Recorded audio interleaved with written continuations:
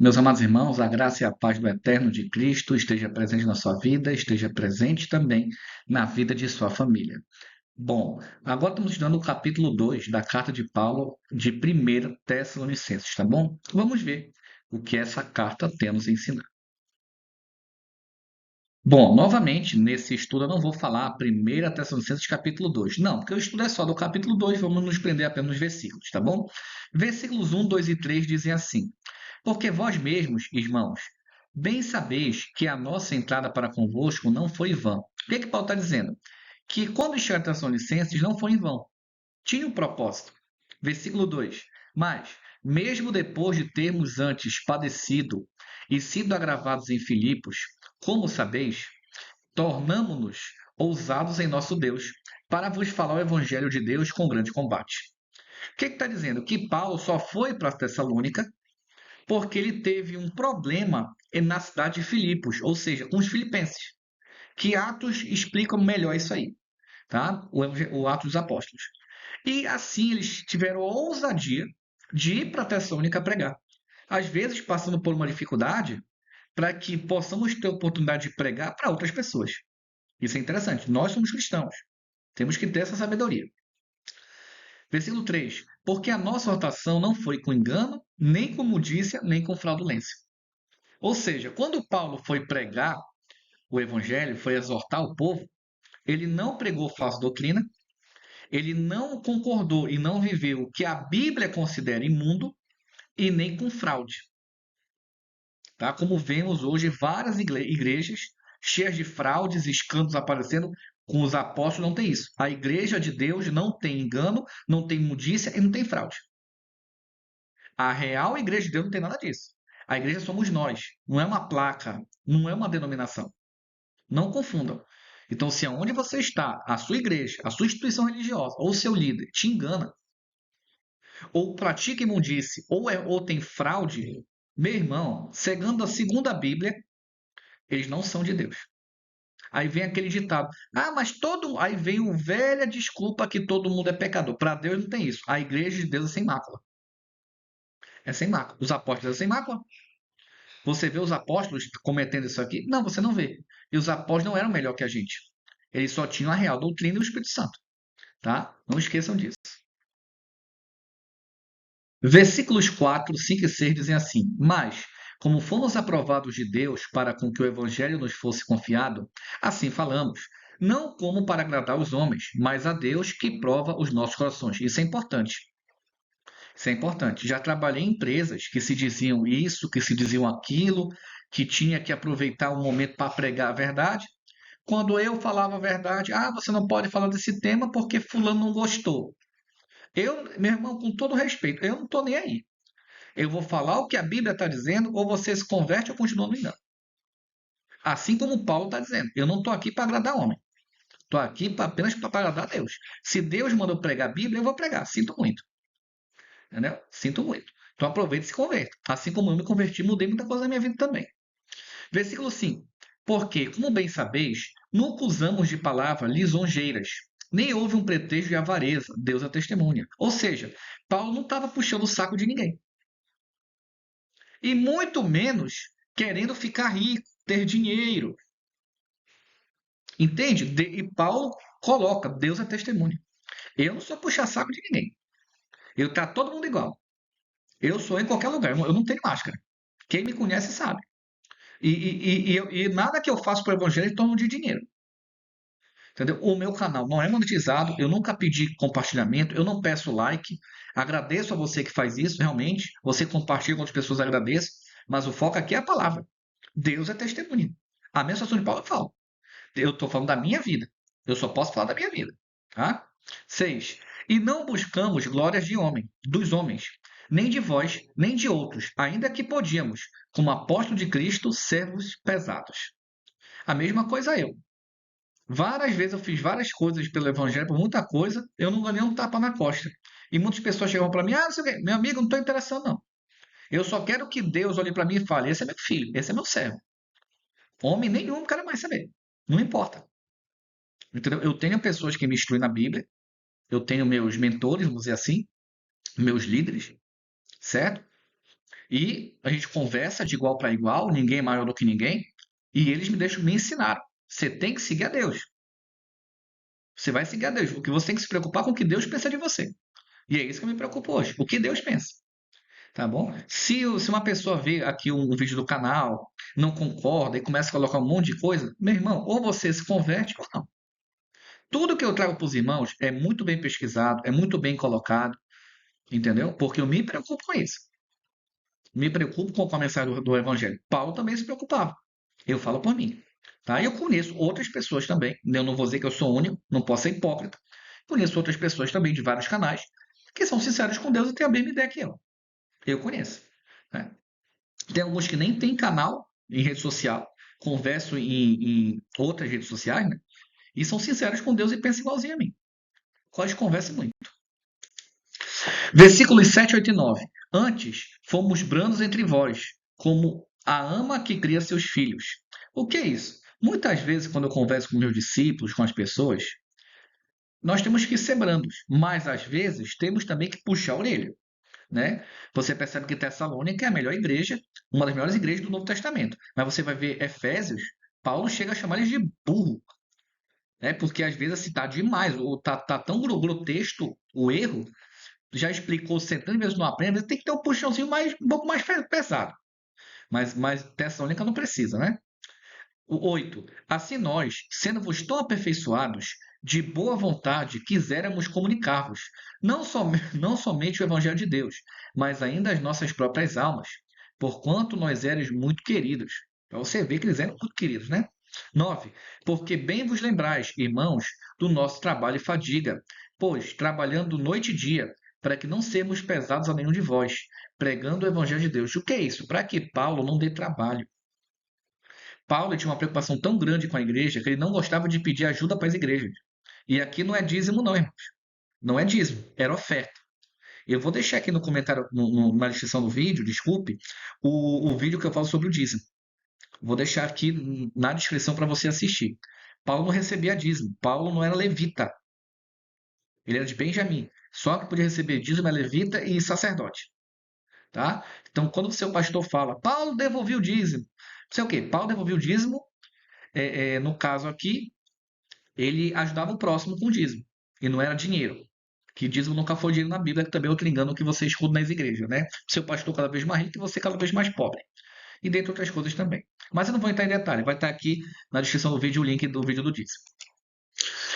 Versículos 10, 11 e 12. Vós e Deus sois testemunhas de quão santa e justa e irrepreensivelmente nos ouvemos para convosco os que crestes. Assim bem sabeis de que modo vos exortamos e consolávamos e testemunhávamos a cada um de vós como pai a seus filhos. Então, o que está dizendo aqui? Que Paulo, ele de maneira santa, justa e irrepreensível, ele queria estar com aqueles que aceitavam a Cristo em Tessalônica, mas não somente exortando, consolando, mas todos eles tinham testemunho de que Paulo era usado por Deus. Não é hoje que qualquer esquina aqui tem uma igreja, qualquer um se diz usado. Não é isso, não. É uma coisa séria. Isso aqui é uma coisa séria. Tá? 12. Para que vos conduzisseis dignamente para com Deus, que vos chama para o seu reino e glória. Então, Paulo, ele exortava, ensinava a real doutrina para que o povo tivesse com Deus. Mas não tivesse com Deus da boca para fora, ou não tivesse com Deus só porque vai no templo adorar. Não, tivesse realmente com Deus. As ações, o pensamento, entendeu? Enquanto as pessoas não conhecerem a real doutrina, que de vez em quando eu trago para vocês vídeos sobre doutrina, sobre isso, vocês não vão estar com Deus.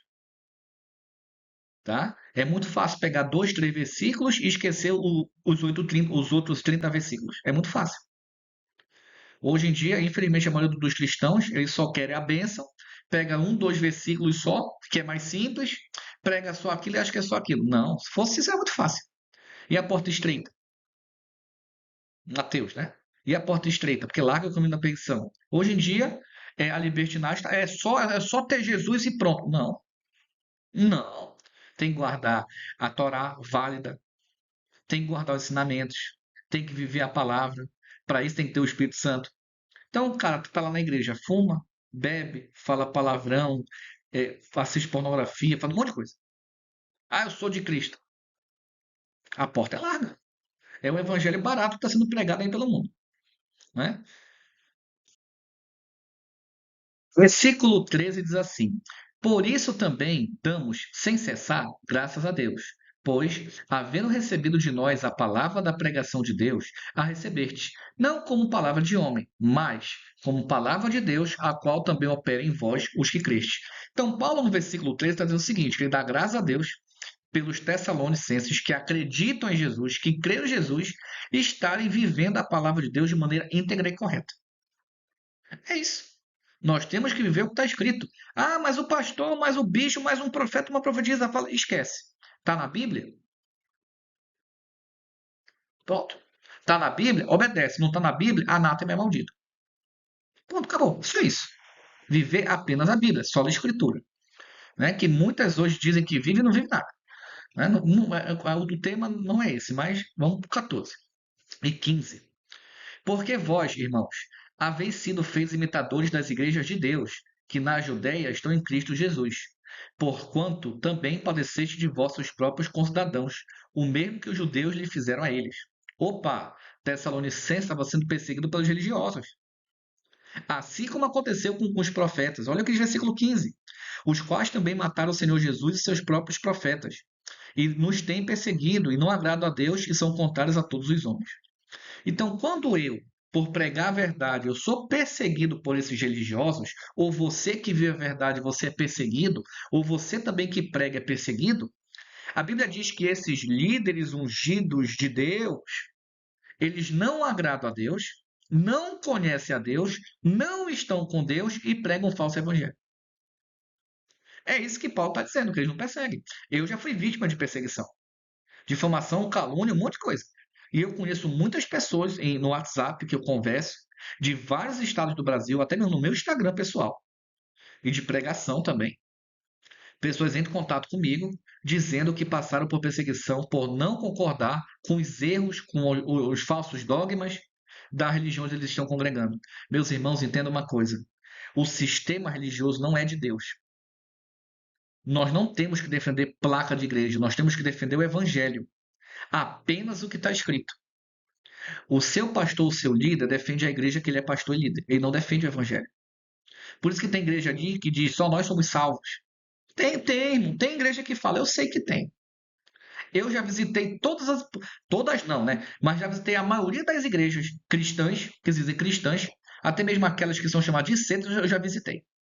Eu sei como é que é. Eu escutei lá dentro a pregação. Eles podem que não pregar aqui fora, mas lá dentro eles falam. Né? E coisas piores. Escândalo que vê por aí, né? Infelizmente, ainda tem gente que defende esse tipo de coisa. Cuidado. Você que defende a sua placa de igreja, achando que a sua placa é de Deus, a Bíblia diz em Romanos que aquele que é conivente é culpado da mesma coisa que o faz. Cuidado. Tome muito cuidado. Versículos 16 a 18 diz assim: E nos impedem de pregar aos gentios as palavras da salvação, a fim de encher-lhes sempre a medida de seus pecados, mas a eles Deus caiu sobre eles até o fim. Isso aqui é a continuação do outro. Os religiosos impedem o evangelho e impedem que nós preguemos para vocês. Olha, não assiste o canal daquele cara. Olha, não escuta a pregação dele. O seu líder está te enganando. Ele está te enganando. Desculpa estar te falando isso. Está te enganando porque aqui tem a palavra de salvação. Aqui é tudo de graça. É tudo de graça. Aqui é a verdade na verdade. De graça recebeu, de graça dai. E os seus líderes encheram sobre medida os seus pecados. E a ira de Deus cairá sobre eles, se não se arrepender. Isso é pesado, irmãos. Todos aqueles que pregam a verdade, Bíblia na Bíblia, que eu conheço que pregam, no YouTube, no Instagram, TikTok, eu não sou o único não, que eu conheço, as pessoas evitam. Inclusive, eu já vi vídeos de pessoas, não citando nomes, né? Mas falando já de mim, de outros.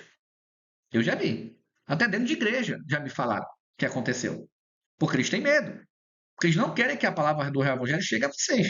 Se Paulo passou por isso, imagine eu. Que eu não sou 10% de Paulo e estou trazendo a verdade para vocês. Então eles impedem. A Bíblia está dizendo isso. 17. Nós, porém, irmãos, sendo privados de vós por um momento de tempo, de vista, mas não do coração. Tanto mais procuramos com grande desejo ver o vosso rosto. É sério. Eu tenho meus discípulos, eu tenho meus amigos. Eu não estou perto. Mas o meu coração está com eles, a minha mente, minha oração, o desejo de bom sucesso. que eles aprendam e cresçam na verdade. É isso que eu tenho no meu coração. Eu tenho discípulo que eu não vejo há 2, 3, 4 anos. Tem discípulo que eu não vejo há um ano. Mas ele está aqui no meu coração. Um ano. E eu torço que Deus ele vai me deixando de revê-lo, dar um abraço, dizer um ósculo santo, que, irmão, eu te amo em Cristo. Isso é maravilhoso, irmãos. 18.